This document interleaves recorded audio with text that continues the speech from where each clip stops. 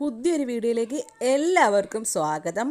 അങ്ങനെ അനാമികയും വേണുവും രേവതിയും നമ്മുടെ അബി വേറൊരു പെണ്ണുമായിട്ട് ഭക്ഷണം കഴിച്ചുകൊണ്ടിരിക്കുന്നത് കാണുമായിരിക്കും അവിടെ ഫുഡ് കഴിക്കാൻ ചെല്ലുമ്പോൾ.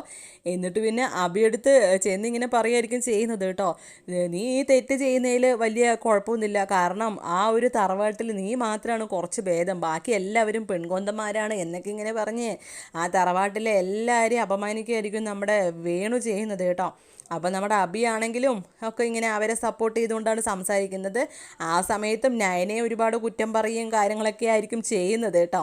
ശേഷം കാണിക്കുന്നത് ഹോസ്പിറ്റലായിരിക്കും.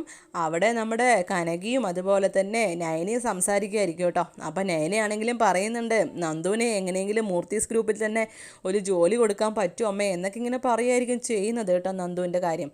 അപ്പം നമ്മുടെ കനകയാണെങ്കിലും പറയുന്നുണ്ട്, അവിടെ നിന്ന് ഇപ്പോൾ എത്ര സാലറി കിട്ടിയെന്ന് വെച്ചാലും അതിൻ്റെ ഇരട്ടി നമ്മൾ സങ്കടപ്പെടേണ്ടി വരും മോളെ, അതുകൊണ്ട് അത് മാത്രം വേണ്ട, അത് നമുക്ക് ശരിയാവില്ല. ഇപ്പം തന്നെ എന്തൊക്കെ പ്രശ്നങ്ങളായി, ഇനിയിപ്പോൾ അവിടെ ജോലിയും കൂടി കൊടുത്തു കഴിഞ്ഞാൽ പിന്നെ പറയണോ, എനിക്ക് സൗകര്യം ഉണ്ടാവില്ല, അനാമിക ഏത് നേരം വഴക്ക് തന്നെ ആയിരിക്കും മോളെ, അതുകൊണ്ട് അത് വേണ്ട എന്നൊക്കെ ഇങ്ങനെ പറയായിരിക്കും ചെയ്യുന്നത് കേട്ടോ.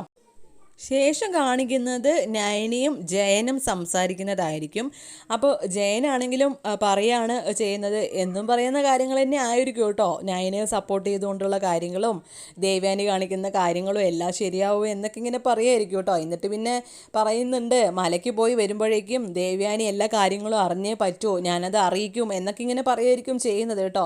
ഇനിയും അയാൾ അറിയാതിരുന്നാൽ ശരിയാവില്ല, എല്ലാം ഞാൻ തന്നെ പറയും എന്നൊക്കെ ഇങ്ങനെ പറയുമായിരിക്കും. അപ്പോൾ നയനയാണെങ്കിൽ ഇങ്ങനെ ആലോചിച്ചുകൊണ്ട് ായിരിക്കും ചെയ്യുന്നത് കേട്ടോ. അപ്പോൾ ഇത്രയുള്ളൂ ഇന്നത്തെ വിശേഷങ്ങൾ. അടുത്ത വിശേഷങ്ങൾ ഇതുപോലെ ചുരുക്കി അറിയാൻ വേണ്ടിയിട്ട് ഈ ചാനൽ മറക്കാതെ സബ്സ്ക്രൈബ് ചെയ്യണം. Thank you for watching.